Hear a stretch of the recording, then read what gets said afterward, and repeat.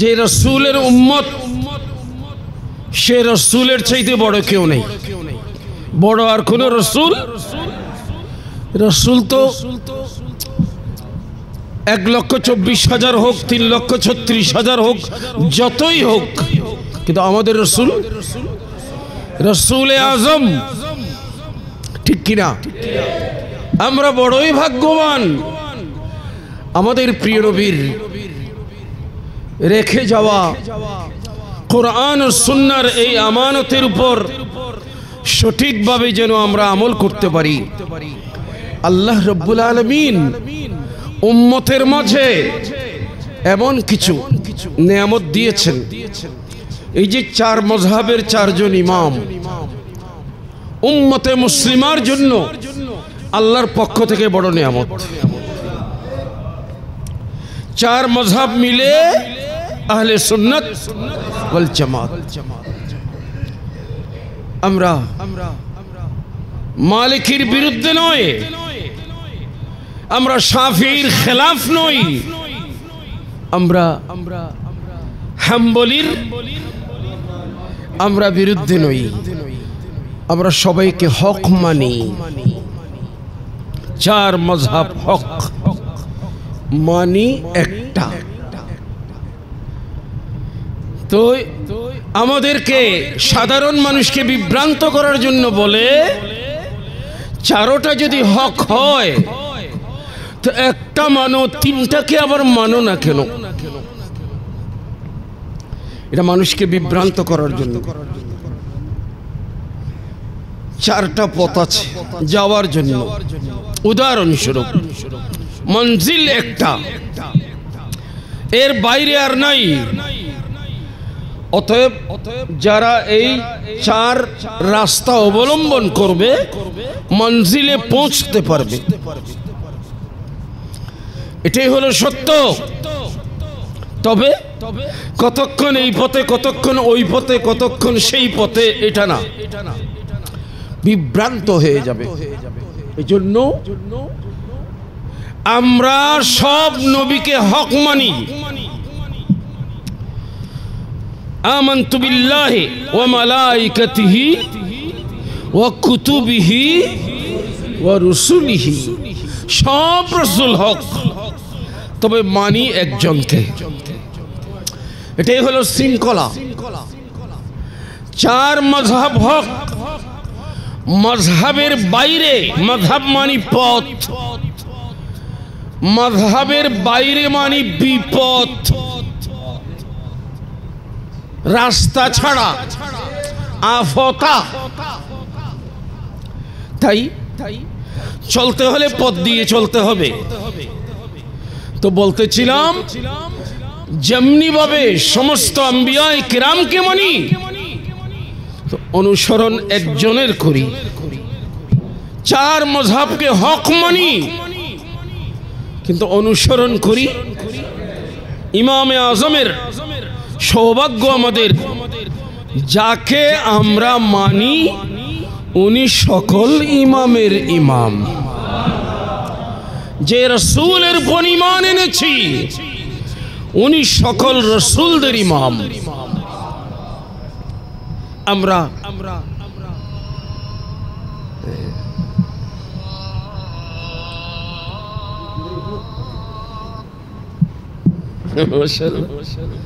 আর বেশ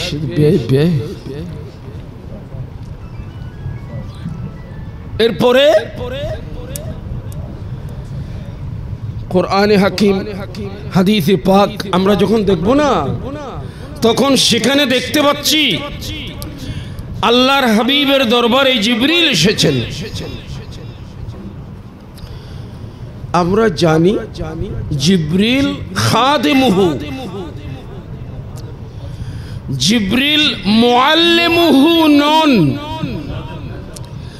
আমাদের প্রিয় নবীর কি খাদেম এসেছেন, কিছু প্রশ্ন করেছেন। মাল ঈমান, মাল ইসলাম, মাল ইহসান। তিনটা গুরুত্বপূর্ণ গেল, আরেকটা কিয়ামত সম্পর্কে করেছে আপনারা জানেন।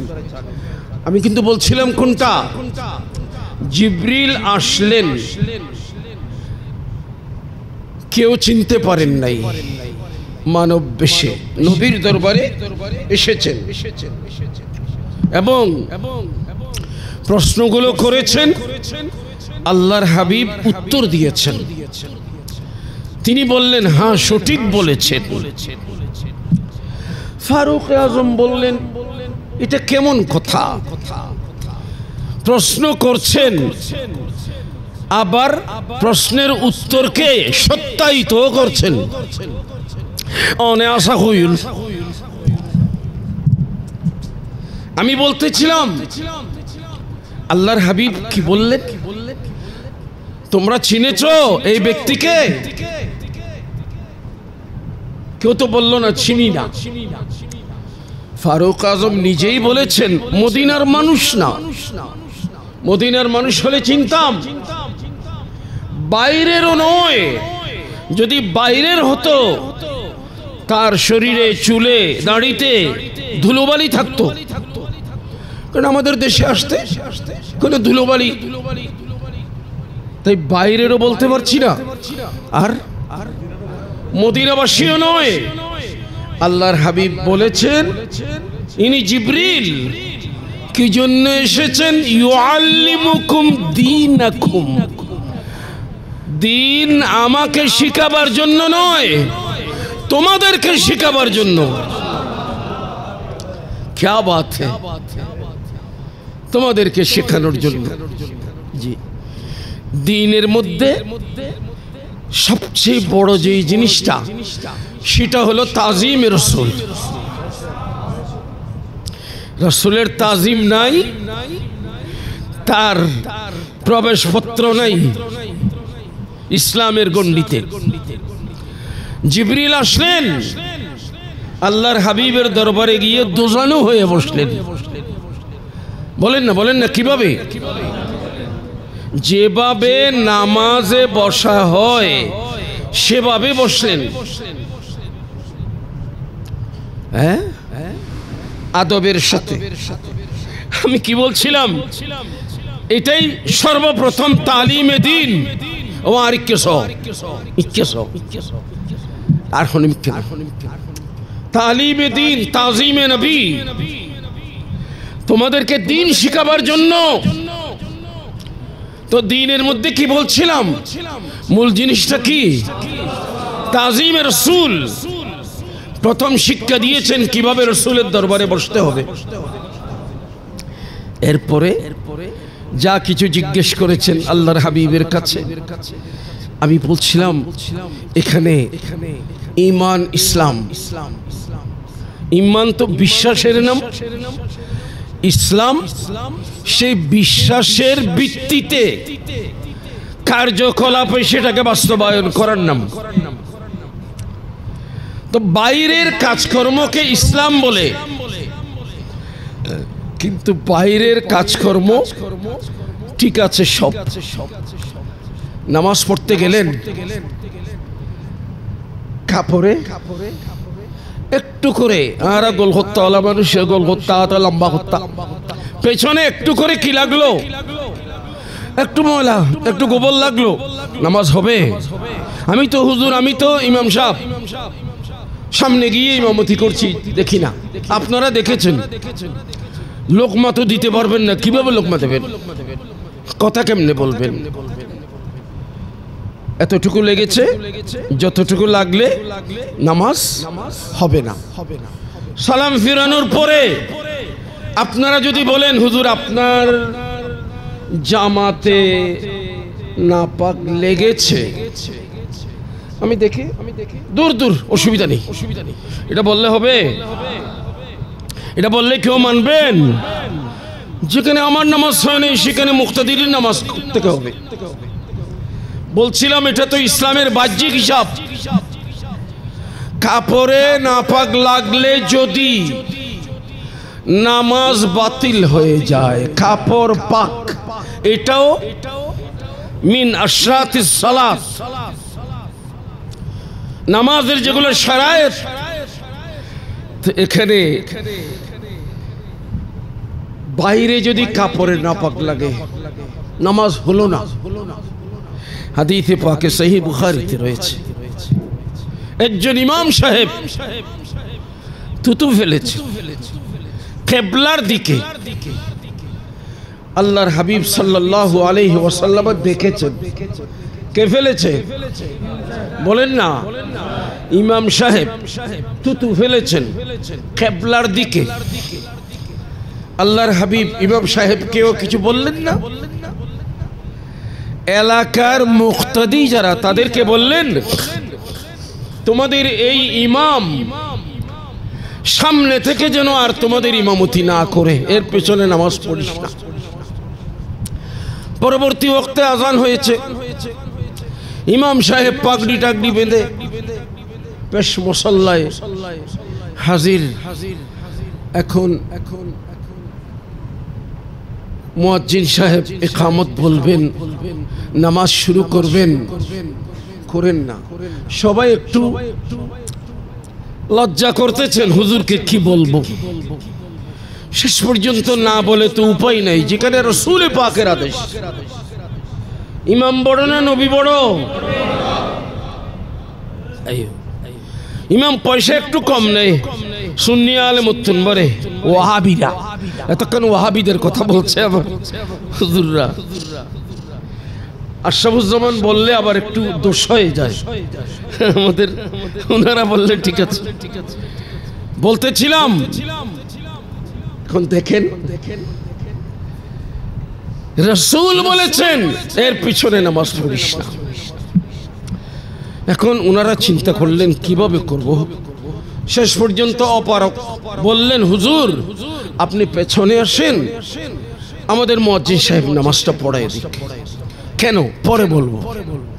নামাজ হয়েছে, উনি জিজ্ঞেস করেছেন, বলে আল্লাহর হাবিব সাল্লাল্লাহু আলাইহি ওয়াসাল্লাম আপনার পেছনে নামাজ পড়তে নিষেধ করেছেন।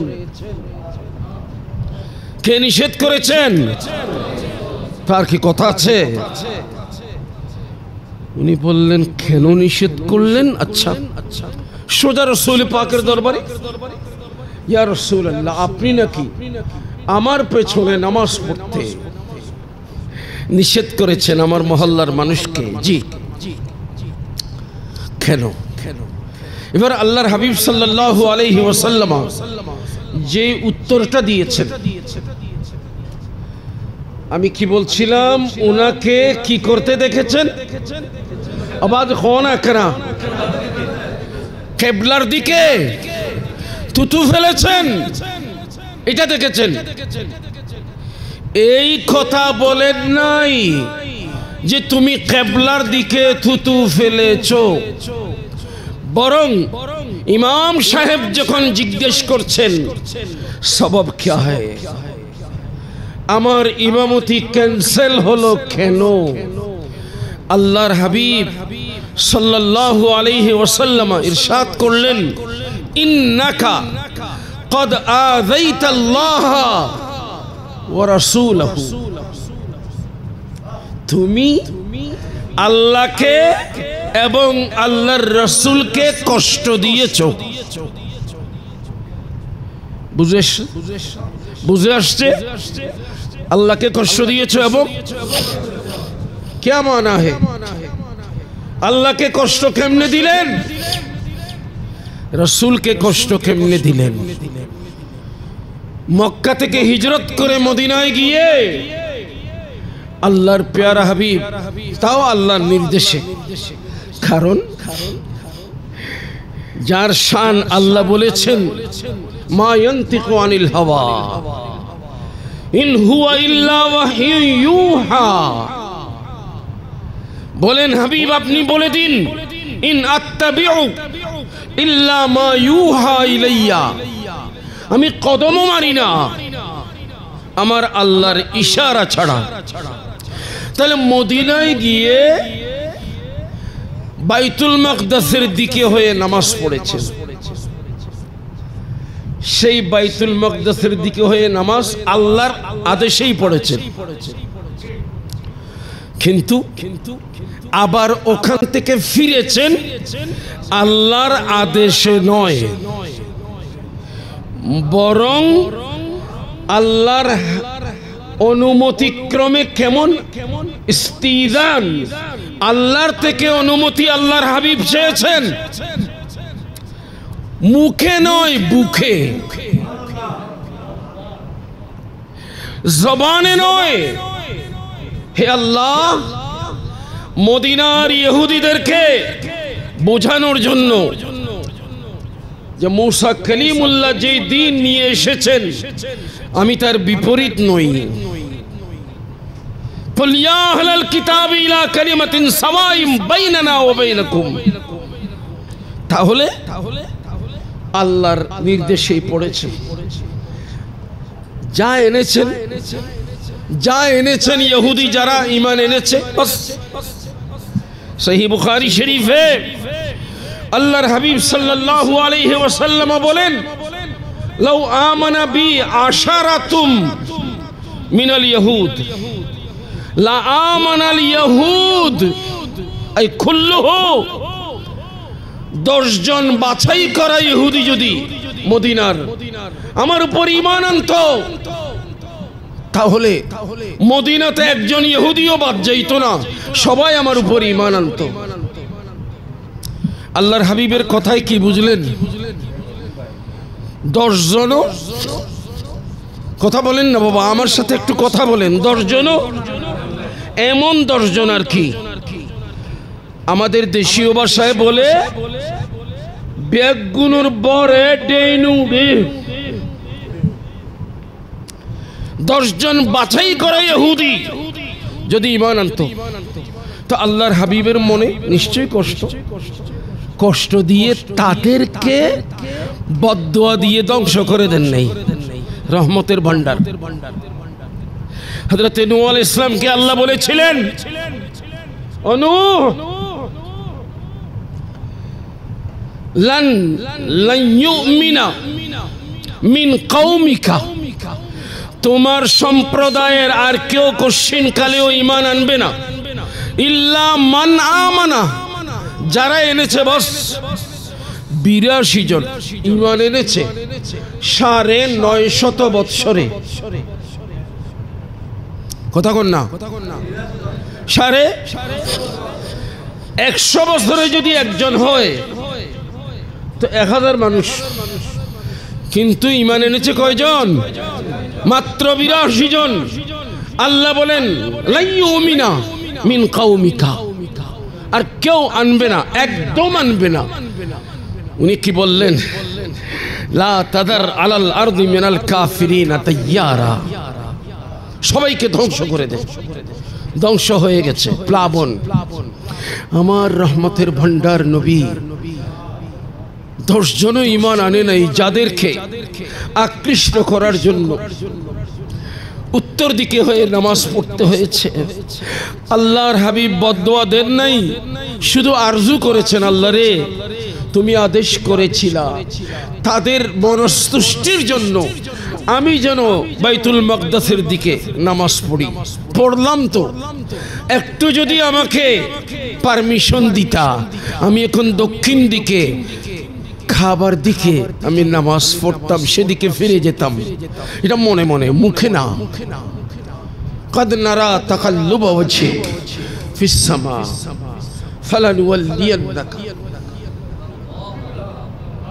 فلنولينك قبلة ترضاها। নামাজে যোহর চলছে, 2 রাকাত হয়েছে। আগামী আসর থেকে কিবলার দিকে, খাবার দিকে হয়ে নামাজ পড়ুন। এটাও না, ফাওয়াল্লি ওয়াজহিক শাতরাল মসজিদিল হারাম, এই মুহূর্তে ফিরে যান। 2 রাকাত উত্তর দিকে, 2 রাকাত দক্ষিণ দিকে। যাক, আমি লম্বা কথা বলছি না, আমি বলতেছিলাম কোনটা? আল্লাহর হাবিব সাল্লাল্লাহু আলাইহি ওয়াসাল্লামের আরজু পূরণ করার জন্য, নবীকে রাজি করার জন্য আল্লাহ খানায়ে কাবাকে কিবলা করেছেন। সেই কিবলার দিকে ইমাম সাহেব থুতু ফেলেছেন। ওই কিবলার প্রতি নবীও রাজি, নবীকে রাজি করার জন্য আল্লাহও রাজি। তুমি আল্লাহ এবং রসুলকে কষ্ট দিয়েছো। আমি বলছিলাম আল্লাহ এবং রসুলকে কষ্ট দিয়েছে ইচ্ছা করে নয়, বেলমি মে এই ওয়াহাবি, খারজি, লামজহাবি, কওমি, দেওবন্দি, এরা তো হলো ওয়াহুম ইয়াকতুমুনাল হাক্কা ওয়া ইন্না ফারীকাম মিনহুম লা ইয়াকতুমুনাল হাক্কা ওয়া হুম ইয়ালামুন।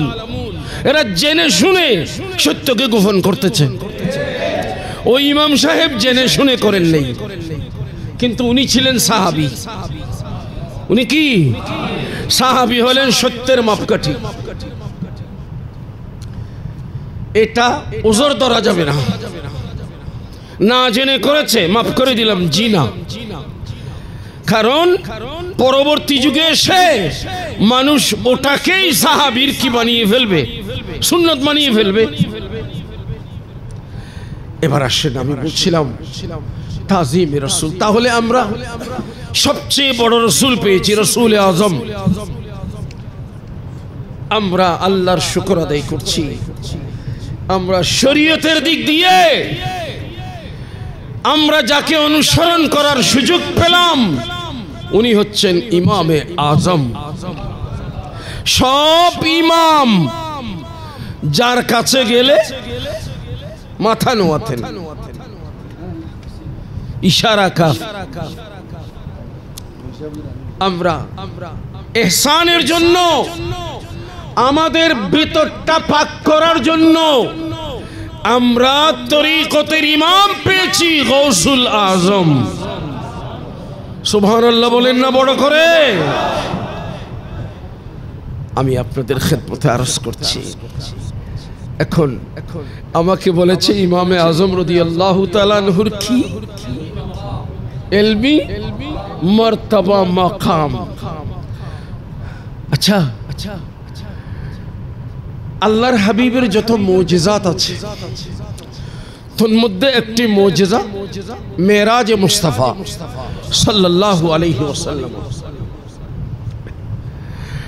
আমাদের বর্তমানে যারা বিজ্ঞানমুখী মানুষ, ঢাকা বিশ্ববিদ্যালয়ের ইতিহাস বিভাগের প্রধান ছিল কবির চৌধুরী। সে বলেছে বিজ্ঞান মনা মানুষ কোনদিন মেরাজকে মানতে পারে না। তা আমরা তো নাউজুবিল্লাহ বললাম, তা আমি বলতেছি সুবহানাল্লাহ। আমি কি বলতেছি? কেন? কারণ হলো সে বলতেছে বিজ্ঞান মনা। 10টা বাজে, দুপুর 10টা বাজে বা সকাল 10টায় সূর্য উঠছে কিনা এটা দেখার জন্য টর্চ মেরে, চেরাগ জ্বালিয়ে, মোমবাতি জ্বালিয়ে সূর্য দেখতে পাবে? সূর্য তো এমনি কি, হ্যাঁ, আপন মহিমায় মহিমান্বিত। সূর্যকে দেখার জন্য এখানে বাতির কোনো কাজ নাই। মেরাজ মুস্তাফা সাল্লাল্লাহু আলাইহি ওয়াসাল্লামকে বুঝার জন্য তোমার বিজ্ঞান কেমনে করবে? তোমার বিজ্ঞান তো ল্যাংড়া, আজকে এটা বলে কালকে ওটা বলে। বিজ্ঞান কোনোদিন চূড়ান্ত সিদ্ধান্ত দেয় নাই, আপেক্ষিক। বিজ্ঞানের কথা কোনোদিন কি নয়, হ্যাঁ, একদম চূড়ান্ত নয়। তাহলে তুমি ওটা নিয়ে রাসূল পাকের মেরাজকে কেমনে বুঝবা? বুঝো নাই বলছো, এটা সত্য বলেছো। সুবহানাল্লাহ বলেন না, নাউজুবিল্লাহ না, কি হইম সুবহানাল্লাহ। হ্যাঁ, তুমি বুঝো নাই, এটাই হলো মেরাজ সত্য হওয়ার দলিল। এটা মুজিজায়ে মুস্তাফা। ইমামে আজম রাদিয়াল্লাহু তাআলা আনহু মুজিজায়ে মুস্তাফা যেমনি ভাবে হুজুর ইমাম বুখারী রাদিয়াল্লাহু তাআলা আনহুকে বলা হয়, কি বলেন ফকি সাহেব, মুহাদ্দিস সাহেব, মুজিজাতুম মিন মুজিজাতিন নবী সাল্লাল্লাহু আলাইহি ওয়াসাল্লাম। দাও মুজিজাতুল কুবরা, উনি আল্লাহর হাবিবের বড় মুজিজা। মিন আয়াতিল্লাহিল কুবরা, ছোট মোটো নয়, বড়। क्या बात है, कहाँ इमाम आजम है और कहाँ इमाम बुखारी है। तस्लीम करता हूँ इमाम बुखारी है, लेकिन हम कभी मुआजना नहीं मानेंगे। আমরা কোনদিন তুলনা মানব না ইমামে আজমের সাথে ইমামে বুখারীর, আমরা মানতে পারি না। যার খেদমত উনি করেছেন, যার খেদমত উনি করেছেন, যাকে আল্লাহ যে দায়িত্ব দিয়েছে। এই জন্য ইমামে শাফিঈ রহমতুল্লাহ আলাইহি কি বলেছিলেন ইমাম আজমকে? ওবা আবু হানিফা। আমরা যারা মুহাদ্দিস হাদিস জানি, নাহনু সায়াদেলা, আমরা ওষুধগুলো ফার্মেসিতে সাজিয়ে রাখছি। কোন ওষুধ কিসের মধ্যে লাগে আমরা জানি না। ওয়ান্তুমুল আতিব্বা, ওয়ান্তুমুল, এ তুই কেসাই উড়ি গিয়ে ওই তেরা বেগুন ফিরছে স্যার। হ্যাঁ হচ্ছে প্রিন্সিপাল তৈয়ব সাহেব আইন কথা বলেন, কি বললাম? আর ফিরছে না, ফিরছে সাইনে সুখান্ত হয়ে যাবে, সোজা হতা হত। বলেন কি বলছিলাম? তোমরা যারা ফেকা জানো, তোমরা হলো তবিব, ডাক্তার। কোন হাদিস, কোন ওষুধ কোন বিমারে লাগে ওটা তোমরা জানো, আমরা সাজিয়ে বসেছি। ইমামে বুখারী রাদিয়াল্লাহু তাআলা উনিও মশালা ইস্তেমবাত করেছেন, কিন্তু আমরা যদি পাল্লায় মাপি, কাহা ইমাম আজম और কাহা ইমামে বুখারী। আচ্ছা আচ্ছা, আসলে কারো মর্যাদা মাপতে হলে এলম দিয়ে মাপতে হবে। কি দিয়ে বলেন না? একজন মানুষ খুব সুফি, নামাজ বাদ যায় না, রোজা বাদ যায় না, সব কিছু সুন্নত মোতাবেক ইবাদত বন্দেগী বাদ যায় না, কিন্তু আলেম নয়। আরেকজন আলেম, নামুল আলেম খায়রুম মিন ইবাদাতিল জাহিল। সুফি সাহেবকে যিনি আলেম নয়, ওনাকে শয়তান ধোঁকা দিতে পারে, কিন্তু আলেমকে ধোঁকা দিতে। সাধারণ আলেমের যদি এই অবস্থা হয়, যেই আলেম কি আলেমও আবেদ, আলেমও যিনি এশান নামাজ দিয়ে, এশান নামাজের উজু দিয়ে ফজর পড়েছেন, ইমামে আজম রাদিয়াল্লাহু তাআলা। যাক বলছিলাম কি এলম, কি বলেন না এলম। যারা এলম অর্জন করে, মাওলানা উমাইর সাহেব তানা যারা যারা, ওনাদেরকে আমাদের সময়ে ছিল না এগুলা। পাগড়ি দেয় এখন, কি দেয় জামিয়াতে, কোন পাগড়ি দেয়? পাগড়িকে কি কয়? দস্তারে ফজিলত। ফজিলত তো ফাজিল পাশ করে হয়ে গেছে না, ফাজিল পাশ করে দেবে না, কামিল পাশ করতে হবে। কওমি মাদ্রাসায়ও দাওরা পাশ করলে তারপর দেবে, কিন্তু নাম কি? দস্তারে। মানে আমাদের এখান থেকে উনি ফাজিল হয়েছেন, ফজিলত ফজল এলম অর্জন করেছেন, সেটার স্বীকৃতি স্বরূপ ওনার মাথায় পাগড়ি দিলাম। এলম দ্বারা কি হয়? ফজিলত পাওয়া যায়।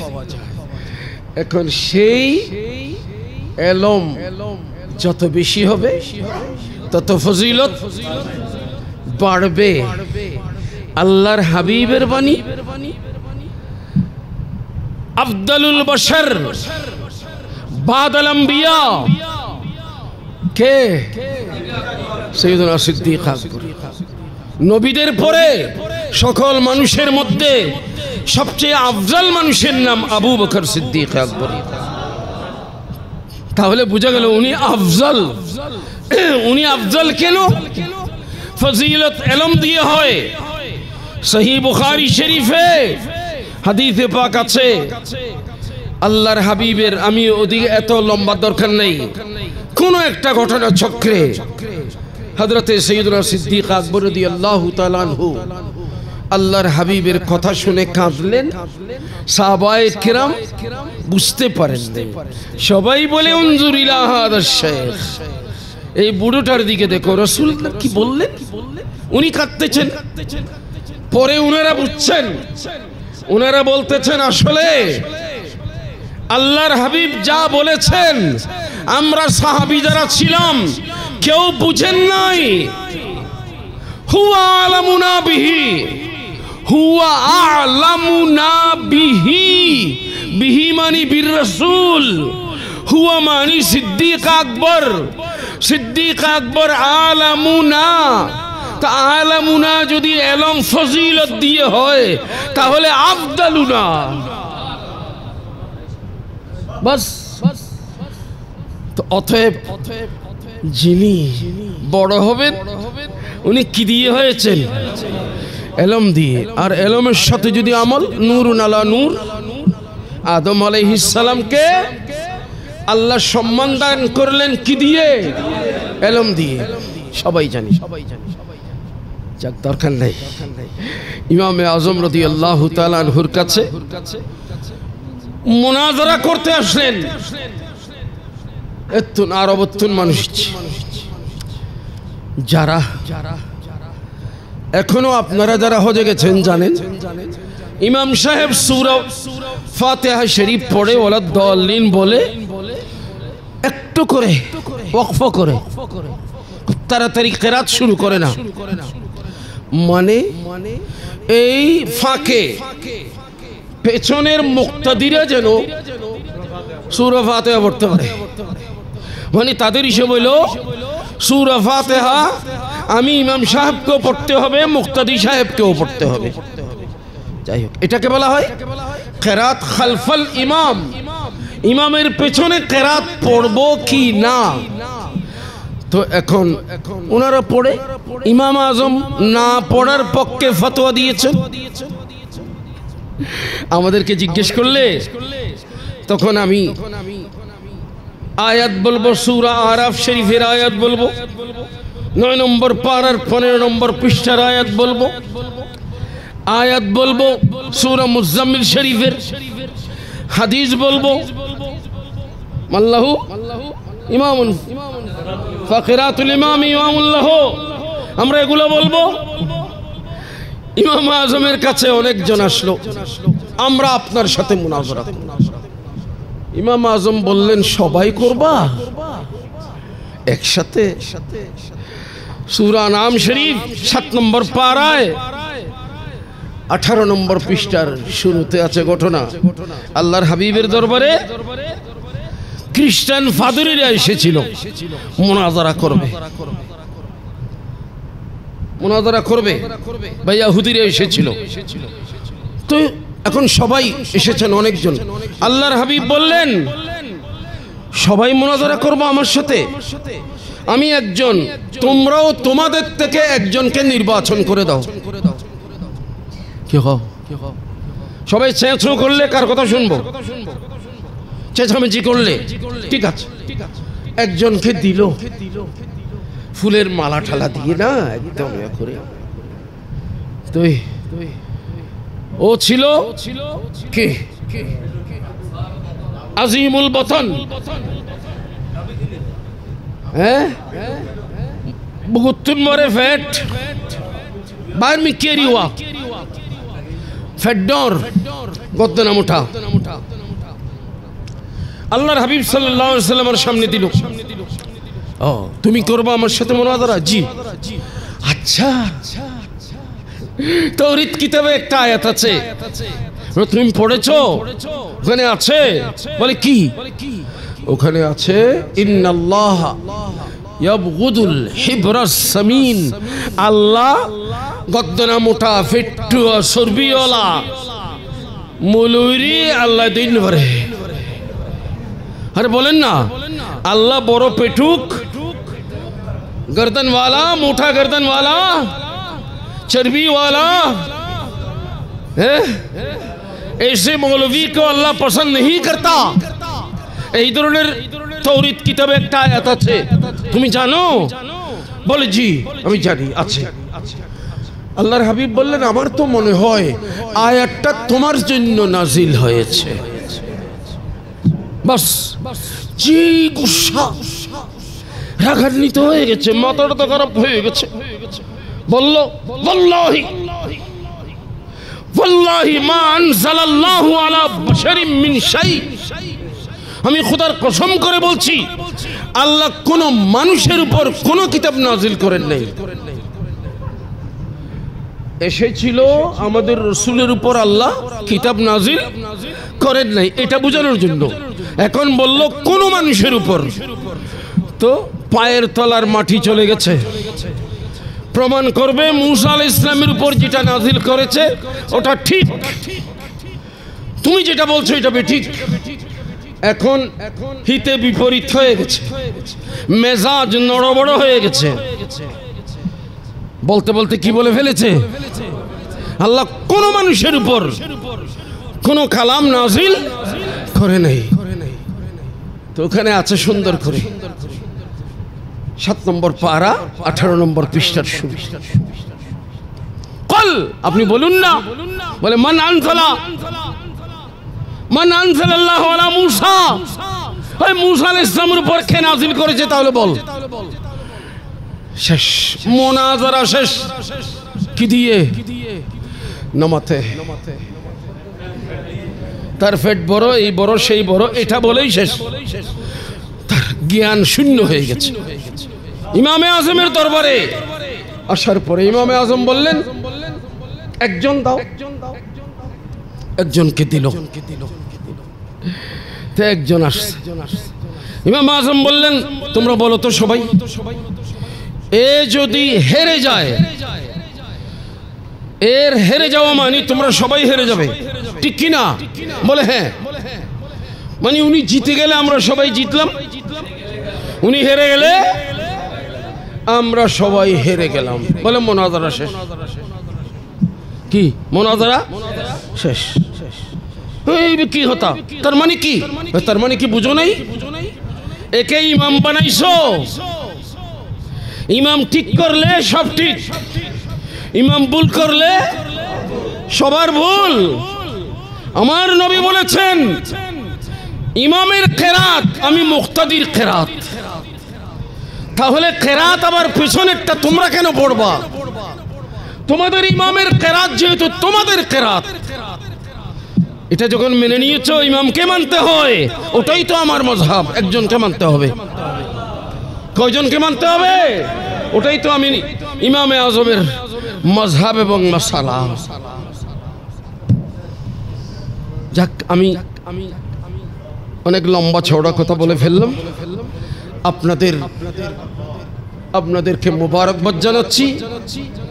আমার যে সমস্ত ছেলেরা, অত্যন্ত স্নেহভাজন ছেলেরা, যারা আজকে রাবেতায়ে উলামায়ে আহলে সুন্নাত নামে সংগঠন করে আজকে তারা মাযহাব, মিল্লাতকে, ঈমান ও আকীদাকে সামনে নেওয়ার, সর্বসাধারণ মানুষকে সুন্দরভাবে বোঝাবার ব্যবস্থাপনা গ্রহণ করেছেন, তাদেরকে অন্তরের অন্তঃস্থল থেকে দোয়া করছি।